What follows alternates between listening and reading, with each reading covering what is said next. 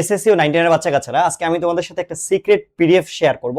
এটা হচ্ছে আমাদের পদার্থের গঠন যে চ্যাপ্টারটা আছে, কেমিস্ট্রির পদার্থের গঠন যে চ্যাপ্টারটা আছে, এইটার যতগুলা জ্ঞানমূলক অথবা অর্থাৎ যত ক এর যে প্রশ্নগুলো আছে সেই সবগুলা, যেগুলো আমাদের ইম্পর্টেন্ট, মানে যেগুলো আসবেই বলা যায় পরীক্ষার হলে, ঠিক আছে, যেগুলো আসবেই সেগুলো সবগুলো এই পিডিএফ এ লেখা আছে। টোটাল মনে হয়, হ্যাঁ টোটাল প্রায় হচ্ছে 20টার মতো ক আছে। হ্যাঁ, জাস্ট 20টার মতো কি আছে, ক আছে।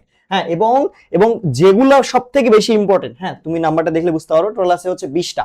এবং যেগুলো সব থেকে বেশি ইম্পর্টেন্ট, সেই ইম্পর্টেন্ট গুলো কিন্তু আমি উপরের দিকে রাখছি, আর নিচের গুলা সেগুলো হচ্ছে নন ইম্পর্টেন্ট, অর্থাৎ খুবই কম ইম্পর্টেন্ট যে এমসিকিউ গুলো, সেগুলো হচ্ছে আমাদেরকে নিচের দিকে আছে।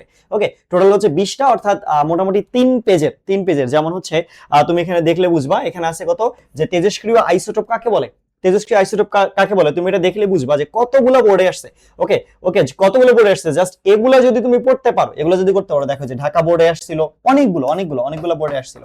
জাস্ট যে জ্ঞানমূলক গুলো এখানে দেওয়া আছে, জাস্ট এই কয়েকটা যদি তুমি মুখস্থ করতে পারো, এবং সব থেকে প্রায়োরিটি বেশি হবে কার, সেগুলো হচ্ছে তোমার যেগুলো প্রথম দিকে আছে, শুরুর দিকে আছে, এবং যেগুলোতে এরকম রেড মার্ক করে হচ্ছে বোর্ড লেখা আছে যেগুলোতে। ওকে, যেগুলোতে বোর্ড লেখা আছে এবং বেশি সংখ্যক বোর্ড আছে, সেগুলো যদি তুমি জাস্ট মুখস্থ করতে পারো ভাইয়া, এই অধ্যায় থেকে যেই ধরনেরই তোমার জ্ঞানমূলক আসুক না কেন, তুমি ইজিলি এটা পারবা। ওকে, জাস্ট মুখস্থ করতে হবে, এবং এই জ্ঞানমূলক গুলো কিন্তু খুবই ইজি। ওকে, খুবই ইজি। একটা তেজস্ক্রিয় আইসোটোপ কাকে বলে, আবার এইখানে শুধুমাত্র যে জ্ঞানমূলক এইভাবে দিছে এমন না, যে এখানে উদাহরণ সহ জ্ঞানমূলক আছে। যদি তোমার আসে যে হচ্ছে কি উদাহরণ দাও, যদি বলে উদাহরণ দাও, যেমন হচ্ছে কি তোমার বলছে কি অণু কাকে বলে, এখানে দেখো উদাহরণ সহ উল্লেখ করা আছে। ওকে, উদাহরণ সহ উল্লেখ করা আছে। সো এই পিডিএফটা আমি বলতে পারবি যে তোমার জ্ঞানমূলক, এই অধ্যায় থেকে জ্ঞানমূলক থেকে উতরানোর জন্য একটা লাইফ হ্যাকস হইতে পারে। ওকে, একটা চাবিকাঠি হইতে পারে, যে এই পিডিএফ জাস্ট পড়লেই তুমি হচ্ছে কি পেরে যাবা। এবং যদি তুমি এটা নাও, তুমি কিন্তু প্রিন্ট করেও পড়তে পারবা। ওকে, এটা কিন্তু তুমি প্রিন্ট করেও পড়তে পারবা, তুমি যদি চাও এটা হচ্ছে প্রিন্ট করবা, এটা কিন্তু প্রিন্ট করেও পড়তে পারবা, অর্থাৎ পিডিএফটা কিন্তু তোমাদেরকে আমি দিয়ে দিব। ওকে, পিডিএফটা আমি তোমাদেরকে দিয়ে দিব। সো পিডিএফটা পাওয়ার জন্য জাস্ট নিচে একটা হচ্ছে তোমার লিংক থাকবে।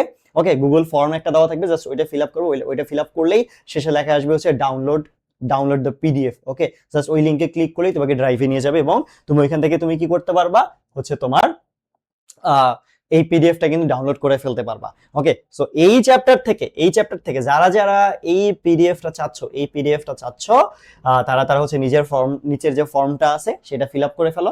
ফিল আপ করলেই কিন্তু এইখান থেকে নিঘাত মিনিমাম 1 মার্ক এবং একটা এমসিকিউ কিন্তু কমন। ঠিক আছে, কারণ সংজ্ঞা থেকে মাঝে মধ্যে এমসিকিউ দেয়, আর তোমার 1 মার্ক বা হচ্ছে 2 মার্ক জ্ঞানমূলক। ঠিক আছে, তোমার এই এত হাজার সাপ্লিমেন্ট, হ্যাঁ সাপ্লিমেন্টে বা হচ্ছে গাইডে অসংখ্য ক দেওয়া আছে, অসংখ্য জ্ঞানমূলক দেওয়া আছে। এত কিছু পড়তে হবে না ভাইয়া, জাস্ট কয়টা এখানে যে 20টা দিছি, অনলি 20টা, যে 20টা দিছি, ঠিক আছে, শুধুমাত্র 20টা।